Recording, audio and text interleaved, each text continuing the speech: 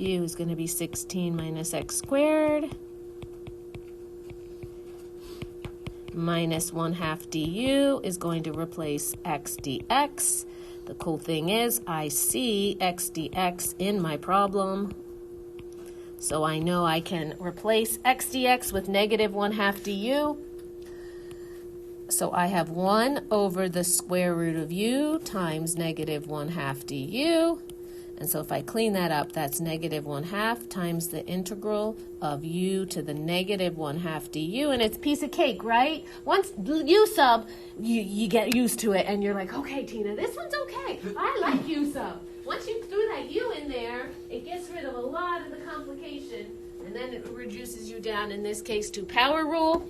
Add 1. So what do you get? Negative 1/2 times 2 over 1. U to the 1/2. Is that what you got? Is that what you got, Griffin? Yep. So what is it? Negative u to the 1/2 plus c.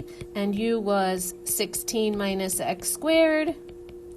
So you can write it like that. You can write it like this. Whichever tickles your fancy. There you go. Who has questions on that problem, that pattern? Do you see it? Do you see it? This is what I want you to see. Do you see it? Can you look at this and see the pattern? Composition, let u be this, the derivative's there. That's what I want you to practice seeing. Brandon, question? So why, if you simplify that radical down to Why?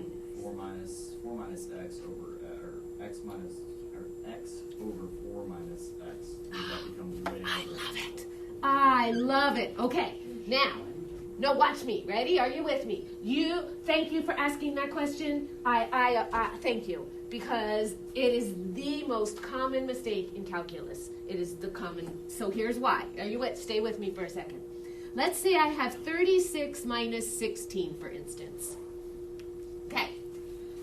Let's do it 2 different ways. The first way is what you said. Let's split it up like that, right? What is the square root of 36? What's the square root of 16? 6 minus 4 is 2. Now, let's simplify first instead. 30, because you should be able to do both, right? What's 36 minus 16? 20. What's the square root of 20? Definitely not 2, right? So, this is illegal. We can't separate it. But, let's try something like this. Suppose I have 9 times 4 times inside. Now, do the same thing. Square root of 9, square root of 4. Square root of 9 is 3, square root of 4 is 2. 3 times 2 is 6. 9 times 4 is 36. Square root of 36 is 6. This is good. If you have a product, for instance, if I have x squared times sine squared inside a square root, I can separate, I can separate that out and look at each part separately and go there. But if I have x squared minus sine squared in a square root, I can't do anything with this because I can't, do you see, I can't separate it. Does that help? Yeah, so then is addition like multiplication, and Yes. division is... Oh, no, sorry. Addition is like subtraction. Order of operations. Have you ever seen this? PEMDAS. Do you ever remember division, multiplication? PEMDAS, parentheses, exponents, multiplication and division, addition and subtraction. Addition and subtraction go together. If I take 6 plus negative 3, that's the same thing as saying 6 minus 3. So addition and subtraction. So thank you for asking that question. Minus or plus, you can't break up. If it is a product or a quotient, then you can break it up. This is the #1 mistake in Calculus 2 and Calculus 1. But #1 mistake is taking a square root and breaking it up when it has a plus or minus. I am so glad you asked me that question. I am so glad you, thank you for asking that question. Questions, because we're going to use that today. We're going to use that whole concept today, actually. How are we? Any other questions? But do you see why? It just goes back to the math part. I could go farther, but I like the numeric examples. I think it kind of shows you when you can and when you can't. Okay. It all comes back to exponent rules, really. It comes down to exponent rules is what it is, but that's okay. Okay, alrighty. Are we ready? So, what are we going to do with this?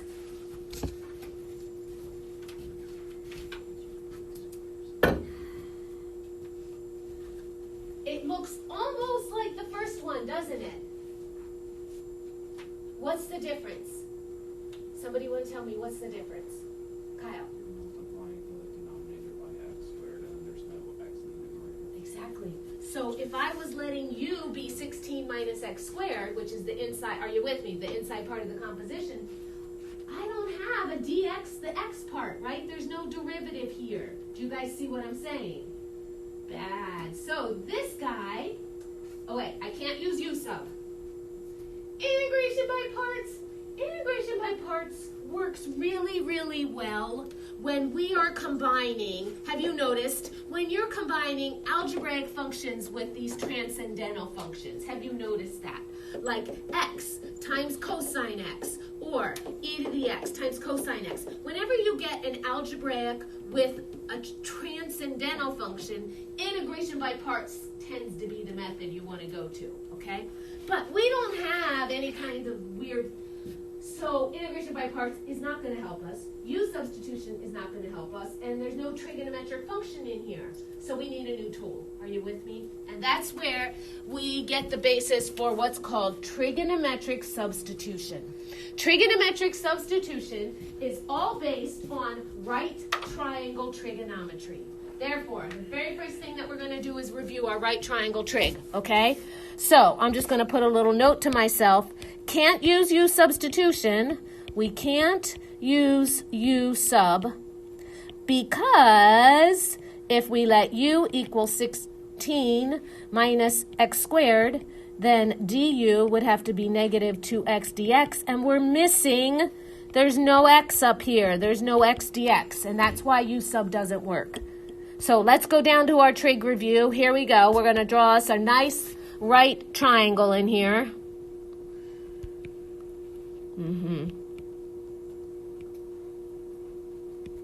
All right. And we're going to label A. Sorry, theta, an angle, theta. It's a right triangle perpendicular. Okay, alrighty. Now, if this is my angle, then we label these sides, don't we? Opposite, adjacent, hypotenuse, right? Label your sides for me. Hypotenuse, opposite, adjacent. And then so what do we get? So the side, well, first of all, the longest side, the side opposite the right triangle or the right angle is always called our hypotenuse. And then the other two sides are labeled adjacent and opposite depending whether they touch or not touch. So adjacent touches the angle, opposite doesn't. So you guys got adjacent down the bottom, right? Adjacent. And then you guys have opposite over here. Y'all good, right?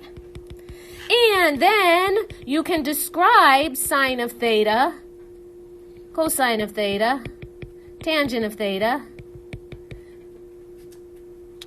cosecant of theta, secant of theta, and cotangent of theta in terms of opposite, adjacent, hypotenuse, right?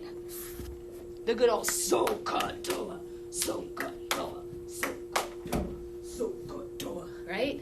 Yeah. I don't know how you guys do it. SOHCAHTOA. Sine is opposite over hypotenuse, right? Sine of theta is opposite over hypotenuse. Cosine of theta is adjacent over hypotenuse. Tangent of theta is opposite over adjacent. Are y'all with me? Yeah. So here we go. Sine of theta is opposite. I'm going to just kind of abbreviate over hypotenuse. Cosine is what? Adjacent over hypotenuse. Tangent is opposite over adjacent. Fill in the other three for me. Fill in the other three. What's cosecant? What's secant? What's cotangent? Fill those in quick. Take a moment and fill those in quick. You want to keep this handy. You're going to need this. All of it. 1,000%. 1,000%. Cosecant takes sine and inverts it, right? You guys know that, right? Cosecant inverts sine. Secant inverts cosine. And cotangent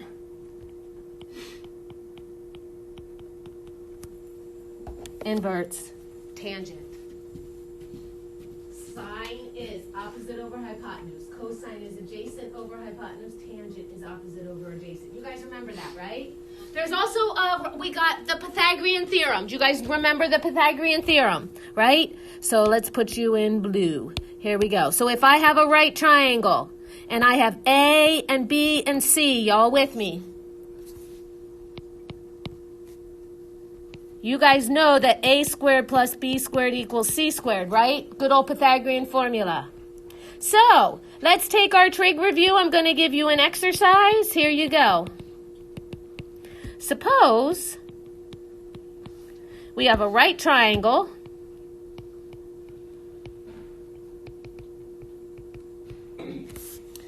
with the following. The sine of theta, actually let's do it this way. 3 sine theta equals x. Can you label all 3 sides of the triangle in terms of x? Are you with me? We have a right triangle. I am telling you that the sine of theta, so let's put a right triangle down with an angle. So I guess I should give you a right triangle that has theta here. So here we go. So I got my right triangle, and here is theta, okay? And I'm telling you that 3 sine theta is x. Can you label for me the 3 sides of that triangle, please?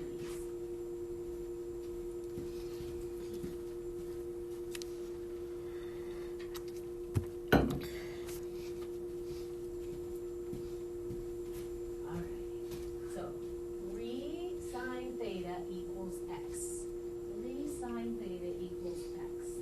Label those 3 sides of that triangle. Oh, no good. That's okay. I'm just being snoopy and looking over your work. Oh, so nice. Oh, that's good. Very nice. Some of you got now. Okay, so now this is where if you're like a structural mechanical engineer, you guys are like in heaven a little bit. Okay, Tina, now bring this on. I got this. I love trigonometry. I love right triangles. Now, electrical engineers, you guys just mesmerize me. I cannot do electrical. That would be tough. Circuits, no thank you. No thank you. Guys got it. Guys got me a right triangle? Nice. Keep going. Label my sides for me. Label my sides for me. So sine, 3 sine theta equals x, right? Oh, you did. Mine matched yours, right? Yeah. Ask me after. I'll show you what. Yes, we'll look after. Yes. I'm coming after, right? Oh, beautiful.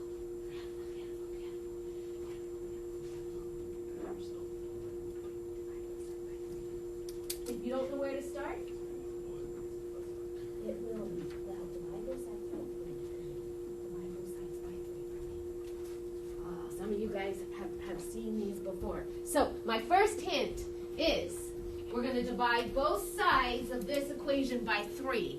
Why is that? Because sine can be thought of as a fraction, opposite over hypotenuse. And so if we can solve our equation, 3 sine theta equals x, if we can solve for sine theta first, that's going to give me a fraction, x over 3.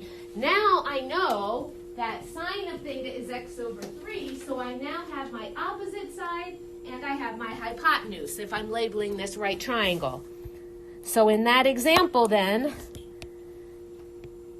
because I'm looking at sine, x becomes my opposite, and 3 would become my hypotenuse in that right triangle.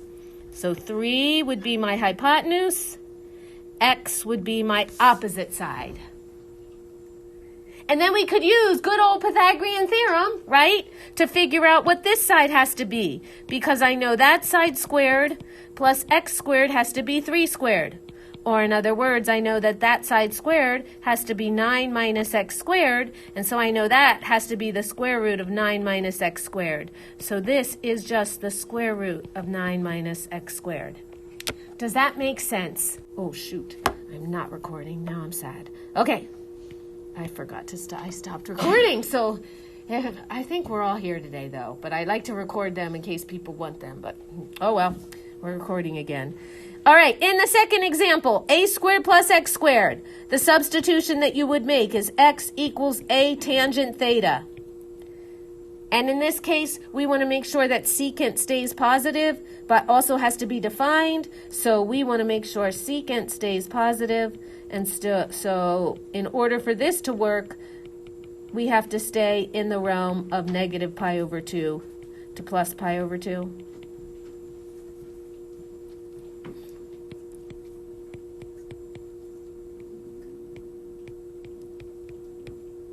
And for the last one,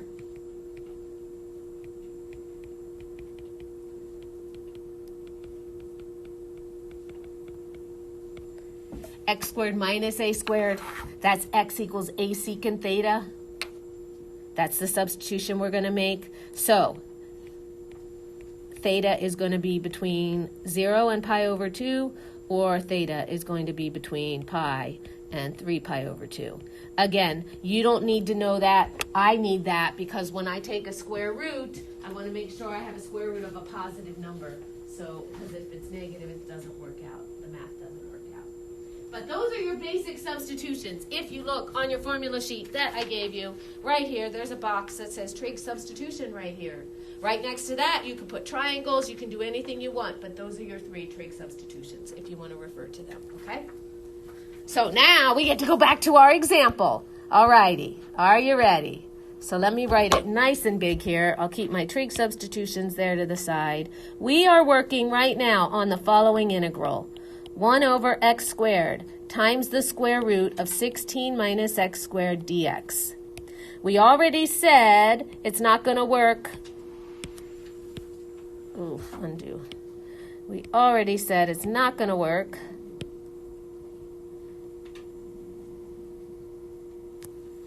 with u substitution.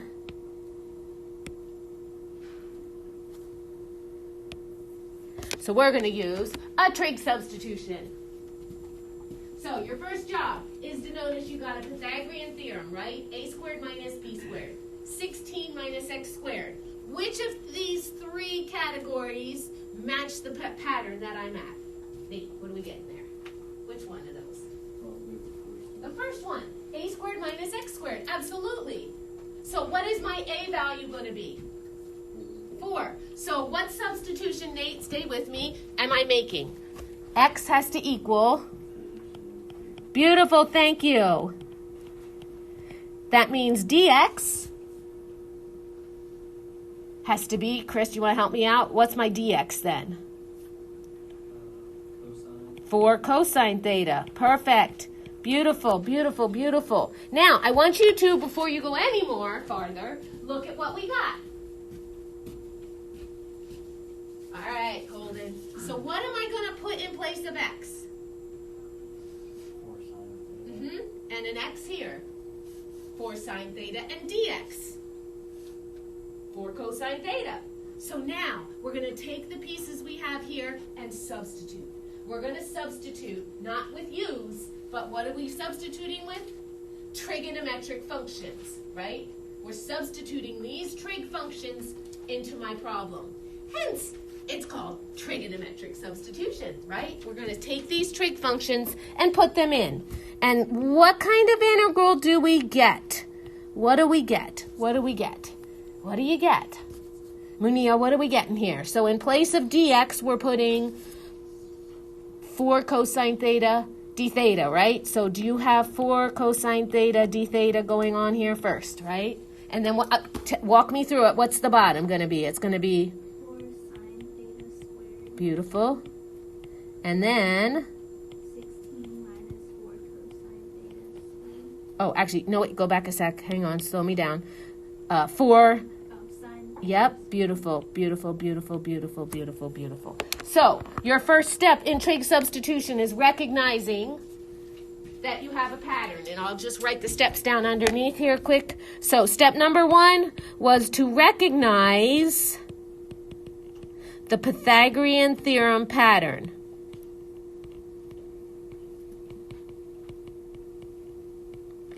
A squared plus b squared, a squared minus x squared minus a squared minus x squared.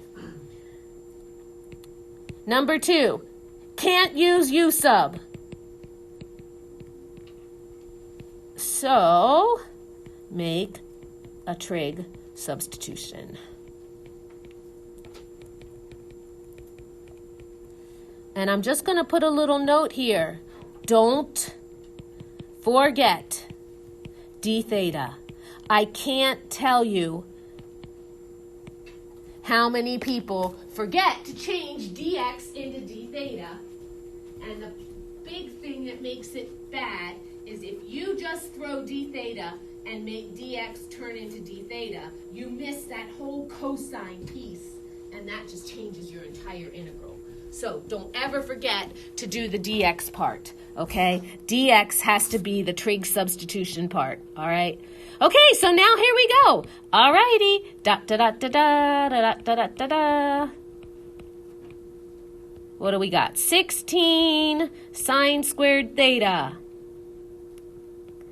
And now, here we go, Brandon. We are in this category right here that I'm so glad that you talked to me about, which is we are in this category where we've got something squared minus something squared. Not good, right? You can't separate each part. Unless we turn it into a product.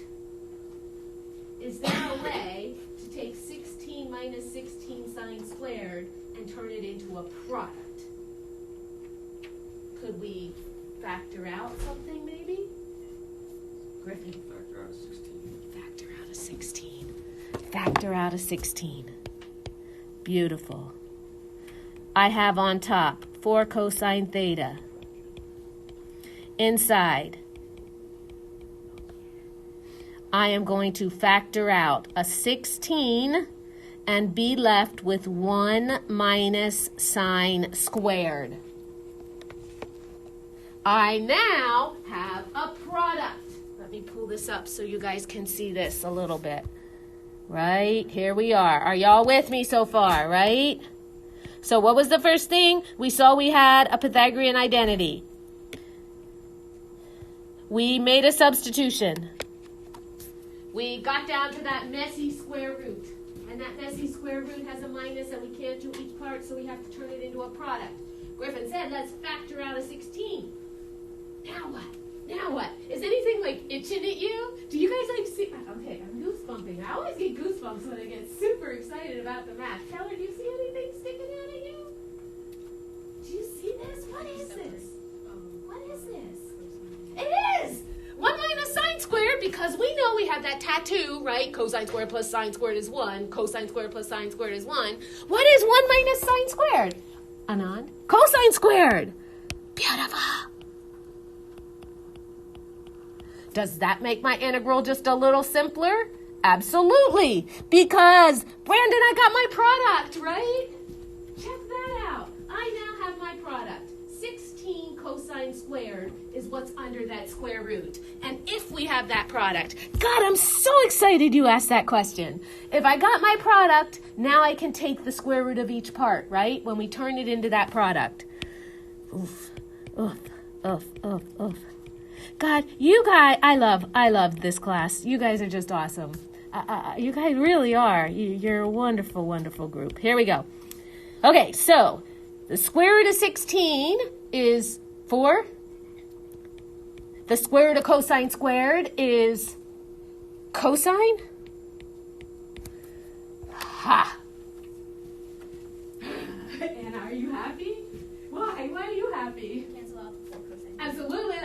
out those 4 cosine thetas.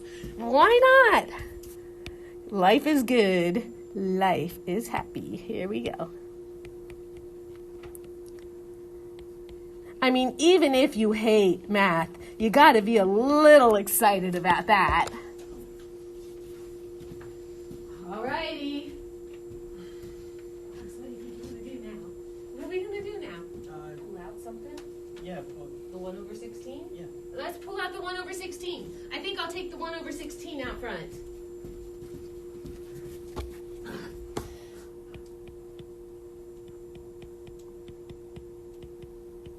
What is 1 over sine squared? Who likes trig? Chris. Cosecant squared. Hello. Beautiful. Cosecant squared theta d theta. I forgot to put these on the board today. I forgot to put these on the board. Derivative of sine is cosine. Derivative of cosine is negative sine. Derivative of tangent is secant squared. Derivative of cotangent is negative cosecant squared.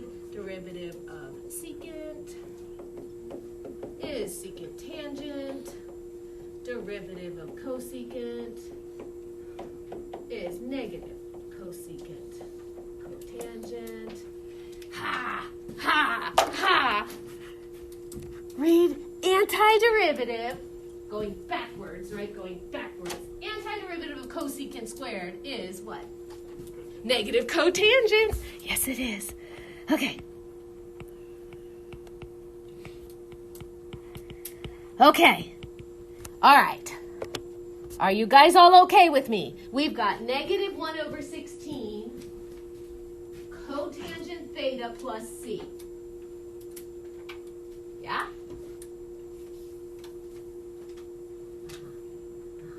All right, William, it's your turn. Are you ready? We didn't start with theta.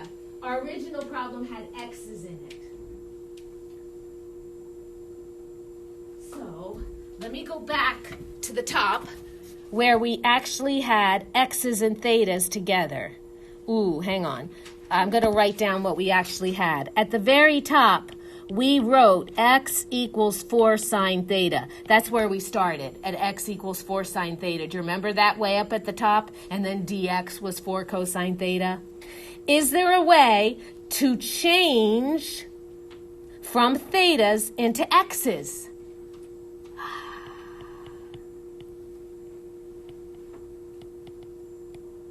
Can you do me a favor and help me through here? We're going to write a right triangle right here. Are you with me? We're going to now go back and make our right triangle to relate theta. So I just want to put a little note. Need to convert back to x's.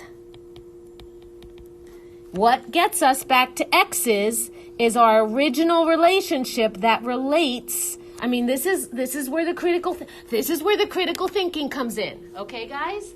We have x's and we have thetas. So we're going to go back up to the top and we're going to relate the two with a triangle. Okay, William, help me out here with the sides. What is the hypotenuse? 4. What's my opposite side? And what's my other side?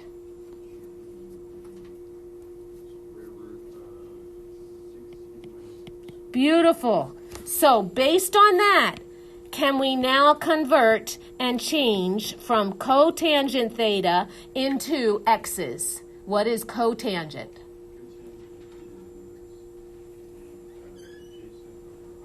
Correct.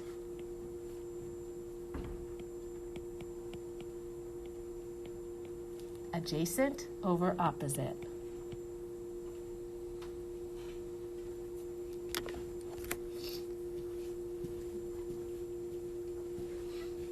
It's as easy as that.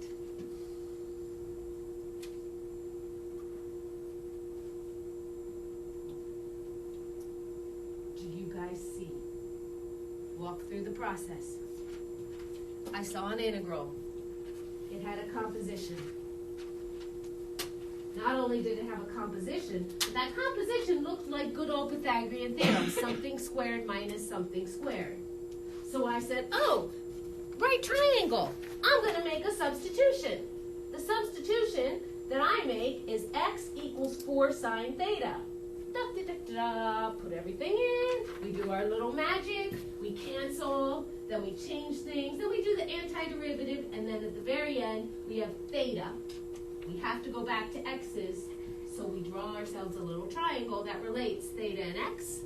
And we finish the problem. Does that make sense? So let me put our steps in just to make sure we have everything. So the last Pete, we don't forget to do the dx. The third step then is going to be simplify your integral. And that will involve a 1 minus sine squared, or a secant squared plus 1, or a secant squared minus 1 squared. I mean, you know what I mean? We'll simplify our integral. And then we integrate. And then we use a right triangle to get theta into x's. It is that simple. That is how the process works, okay? But getting the answers, it takes a little bit of work. This method is the longest method for integration that we will use or introduce. This method is the longest method, okay? But if you follow the steps, it'll get you there. It's beautiful. I love this method. I love it because it does trigonometry, it does right triangles. It's good stuff. Does anybody have a question on that example before I give you one to do? Mania, go ahead. Yep, absolutely. Let me go back to the steps. Yep. They were gibberish, kind of, but let me summarize them here. Recognize that you have a Pythagorean theorem pattern. Can't use substitution.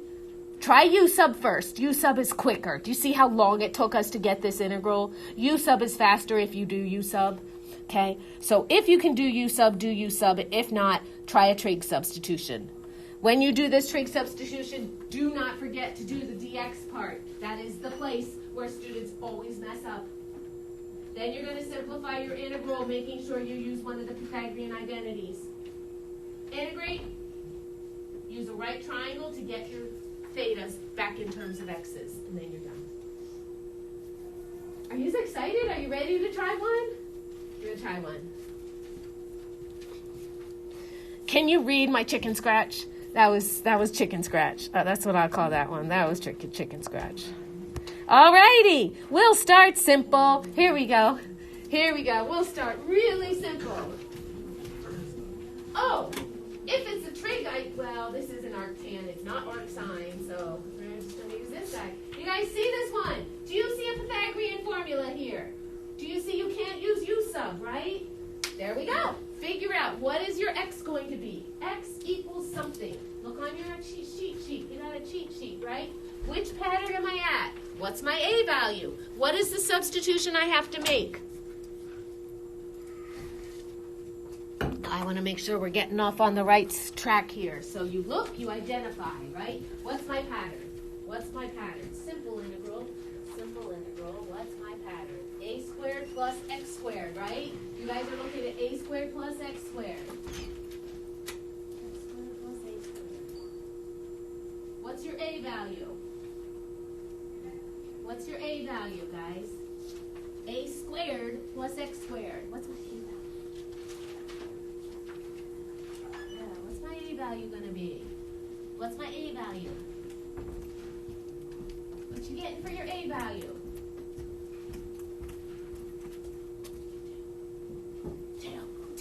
2. Kyle says 2. 2. A is 2, right? 2 squared plus x squared. So you should be substituting x equals 2 tan theta. Did you do that? Then what's dx? X is 2 tan theta. X is 2 tan theta. What's dx? Derivative of tangent is, Joel. Thank you. Secant squared. Yeah, 2 tan theta. 2 tan theta, right? X is 2 tangent theta. Dx. Beautiful. So in place of dx, you're putting 2 secant squared.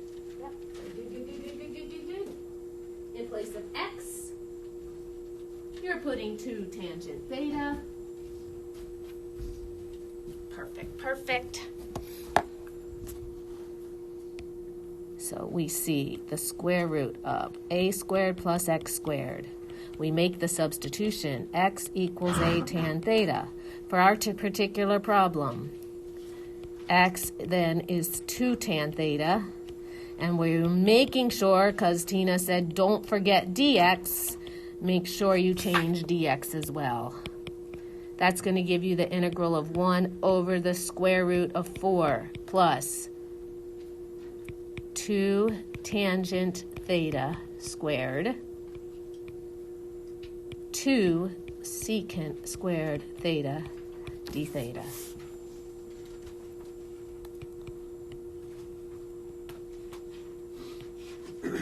Four plus 4 tangent squared.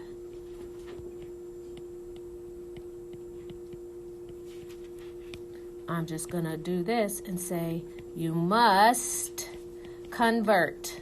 You cannot take the square root of each part, right? So you guys should be factoring out a 4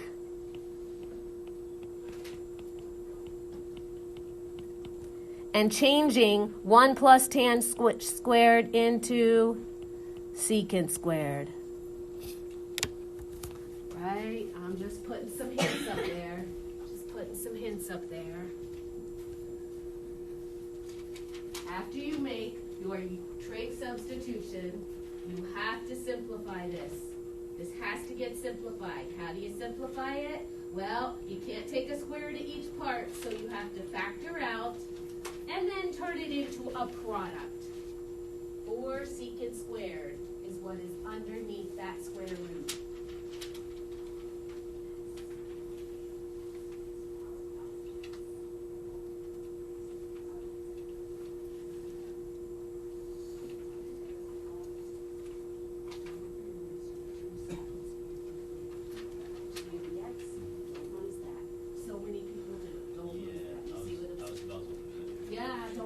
Don't lose it.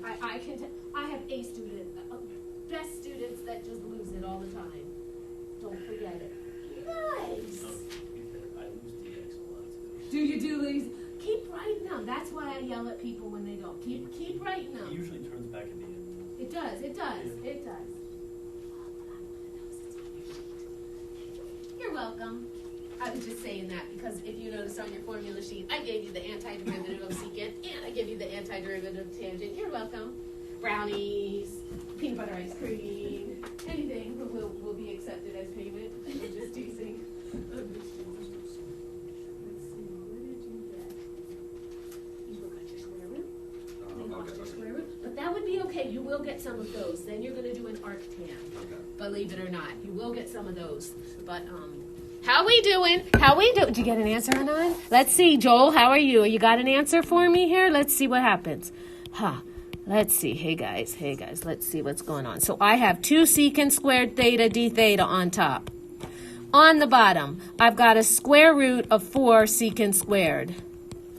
So that means I have on top 2 secant squared theta d theta over square root of 4 is 2, square root of secant squared is secant, and that's putting us with the antiderivative of secant theta d theta.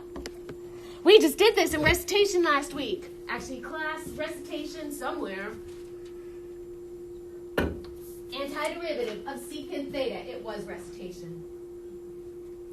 I gave it to you too on your formula sheet. Antiderivative of secant theta.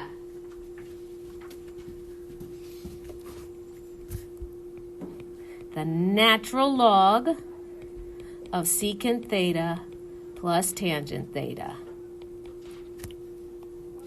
Do I stop there? Do I stop there, Lilia? Because I got to go back and do x's. So everybody's going back and doing their triangle now, right? You get down to the thetas. You don't want to stop at thetas. Sorry, Nate. You don't want to stop at thetas. So we want to go back to the very, very beginning where we have the statement x equals 2 tangent theta. And we want to use that to create for us a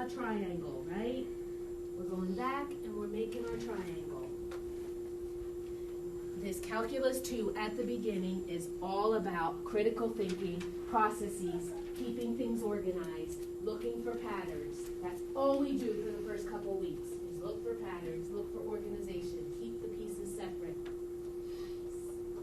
Put our brain to use, putting our right triangle together.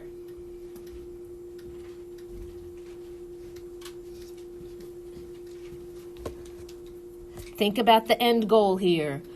End goal is turn into x's. What relates x's and thetas? My statement x equals 2 over tangent theta. X over 2 equals tangent theta. So that means opposite over adjacent. And that puts over here 2 squared plus x squared. Notice I've seen that pattern before. 4 plus x squared, right? That's the exact pattern in my original integral. Isn't that crazy? Okay, so then we make our substitution at the very bottom using my triangle. So let me put a blue in because that's where it comes from. I have as my final answer the natural log of secant is hypotenuse over adjacent. Tangent is opposite over adjacent. You can put those two fractions together if you want because they have a common denominator. Some Wolfram Alpha, if you're checking your notes, if you're checking your answers with Photomath or Wolfram Alpha or something like that, they might go farther and use logarithm rules and get rid of the 2 completely because it's the natural log of the square root plus x divided by minus the natural log of 2, and they might take that and absorb it into the constant. So you have to be aware that your answer might not necessarily match Photomath or Wolfram Alpha or whatever because of logarithm rules. But you can stop right here, you can put them together, you can use logarithm rules to break them up, but that's how you get there. Who's got questions? What do you guys think about trig substitution? Does it look okay? It's tedious. Oh no, okay, all right, okay, I'll give you tedious. It's a long process, isn't it? It takes a page to do one of these when they really get good. This was simple. It was just like 1 over the square root of 4 plus x squared. That's as simple as you can get. So yeah, it is tedious. You have to keep everything organized. If you lose any piece, you get the wrong answer at the end. So, but actuarial science majors are going to deal with a lot of tedious stuff. Lots of formulas, lots of things. Questions? Questions? Other questions? I have a quick survey for you guys to do for me then. We're done doing some math today. We will pick up and do lots of trig substitution practice on Wednesday. But I don't want to overwhelm you because I know you got cosines and sines and tangents on your head. Before we leave, I need you guys to fill this out for me really fast and hand it in, okay? I am having office hours at 12:30. You guys are welcome to come on over. If you have questions, you can email me with questions. If you could please fill this little survey out for me before you leave, I would greatly appreciate it. Guys, at the end, Nate and Dan, can you send them over this way if you have any extras? Because I don't know if I gave enough. There you go, thank you. Perfect. You want our names on these? No names needed. Anonymous is good. Everyone has to be answered, though. I want all the questions answered. Did you guys all get enough? Oh, did you get a bunch of them? Did you have enough, Patrick? Powell, did you get one of these? It's okay, you can fill them all out for him. Answer every question. You can keep it anonymous, but I want all the questions answered, please. Thank you, thank you, thank you.